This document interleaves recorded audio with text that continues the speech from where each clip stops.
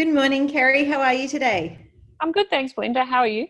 Yeah, not too bad, thanks. Getting ready and preparing for the week ahead. And yourself? Mm. Yeah, same. A lot of Yeah, changes we've been experiencing, hasn't there? it has been. I wanted to thank you for joining me today. I just felt it would be a really good opportunity to touch base with yourself as our school counsellor and just to talk through some strategies that might be helpful for parents as we move into the next phase of change that's coming our way. So, families and parents and teachers, they've been through a lot of change lately, and remote learning has had its positives, but it's also had its challenges.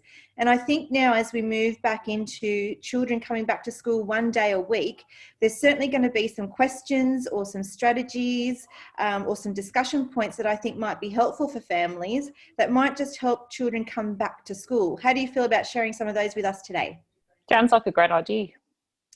Thank you. So I have a couple of questions and Hmm. we'll go from there. Maybe at the end, if you have anything that we haven't spoken about that you think would be really helpful for our families, Hmm. please feel free to add that in at the end. Sure. So one of the questions I have is, what are some practical strategies that we can use as parents to help our children prepare for what's going to be a very slow return to school when they're so Hmm. used to working at home now for so long?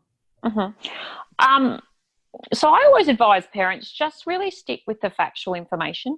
So not getting too much into the whys or whatever else, but more just this is what's happening. Um, and the kids would know a bit about what's happening now. And we're doing a staggered return to school. So this is what it's going to look like. And just really just sticking with the facts and then just seeing if your child has any concerns about that and sort of let them be the guide of what the issues might be for them. Mm. So would maybe perhaps one of the questions they might have is, am I going to see my friends on the day that I go to school? Because only 50% of the school is coming back at one time. So would that be a valid question from the kids? Because they may not have their best friend there on the same day. Definitely. And I know I've got children as well. And I know one of my children is concerned about that. But it's just about validating the experience. Yes, you probably might, well, you might not have your friend there. So what's that going to feel like? And just explore that a bit. And then what could you do if your friend's not there? Have you got any other things that other people that you might be able to speak to? Mm. And if the child's showing more concern and saying, look, I don't know who I'm going to speak to, you could even just, when they're calm, do a little bit of a role play of how to maybe approach a new person, and maybe just do some role plays of some conversations with new friends. Great. Just a Thank bit of skill building, because I know if kids have the skills of what they need to make a new friendship or contact, that's going to make them feel empowered when they come back. Great. Thanks for that. I think that will be a concern for some children.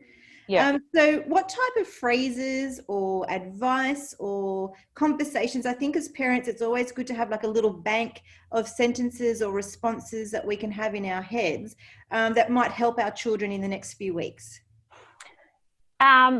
I just think parents need to just remember that their role is like the captain of the ship. So as long as you're feeling sturdy, you're feeling in control, even if you're pretending for a while, the child's going to be okay. So I think it's just a matter of just being, really calm, just knowing that, you're the child's safe person. So as long as you're calm, they'll feel calm as well. So in terms of phrases, it could be, remember, you've always got me to come to if you need help.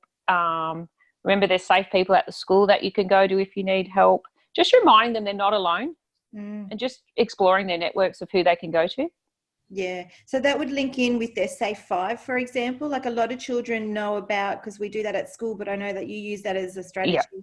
So they have their Safe Five people that they can go to, including abs- home and school. So is that something absolutely. that would be something worthwhile talking Absolutely. about? Yeah. And one of the phrases I use is just the hand of help. So I have my hand of help. Who's on my hand of help? Okay, I've got mum, might be dad, it might be a nana. And at least try to put one or two contacts at school as well. And kids often have a bit of difficulty finding the school one. So really try to explore that with them as well. Okay, Because fantastic. kids, yeah, they need to know there's a safe person they can go to if they need to. Even if they just have it in their head, it's going to make them feel, okay, there is that person I can go to. Sure. So, yeah. Thank you. We talk a lot about, with the remote learning in particular, at school we do brain breaks when we're at school, but I think with remote learning it's been such a different environment for students and a lot more screen time probably than what they would be normally used to, and normally used to even here in the school, especially in a one-to-one classroom. So how important is it to have regular breaks and regular physical activity breaks, and how does that help them with their learning? That's really good question. So in counselling, I always use it sounds quite what's the word, professional, but it's very simple. So we've got the zones of arousal. So we've got green zone when we're ready to learn, and ideally that's when our kids are ready to learn. Then we've got the yellow zone, like the traffic light, where we're starting to get a little bit squidgy and a bit dysregulated. Then we've got the red where we're really dysregulated. And below the green zone, we've got the blue zone, which is when we're just like lethargic and don't want to learn.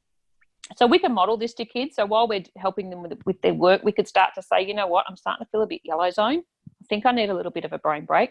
Let's go and even just toss a ball with each other. Anything that's just going to get a bit of movement in the body and get the brain back to that green zone. So really modelling it to them by showing them where we're at. Yeah. Okay, great. What about if our child is feeling particularly anxious about coming back to school? What can we do or say to help them with that?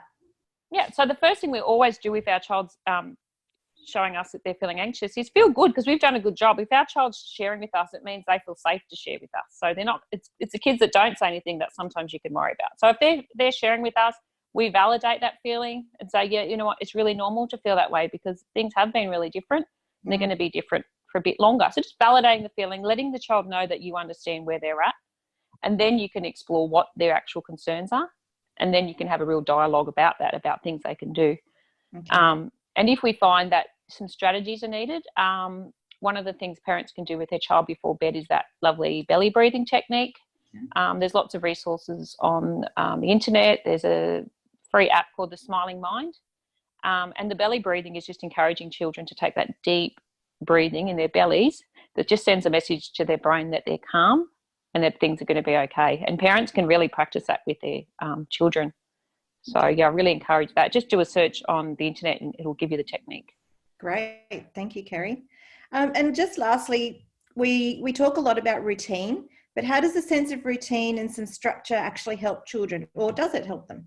Yeah, it definitely helps them. I mean, I think that's why kids often feel safe at school for the most part, because they know what's next, and kids need things to be predictable. They need to know what's going to be next. That just gives their brain time to focus on everything else without having to think, oh, what's next, what's next, what's next. So routines are great, and it's really good just to have a loose structure at home of what's next and what's coming. So yeah, always recommend a routine. It also helps with the sleep cycle, so our brain knows when it's time to sleep. Everything's all set in a nice pattern. Right. And people, even adults, all thrive with routines for the most part. Thank you, Kerrie. I really felt today that I wanted to provide just a really short 5-10 minute video for our parents in preparing to come back to school next week. Is there anything that we haven't touched on that you feel would be really important or valuable for our parents in our community to help them transition into next week with their children?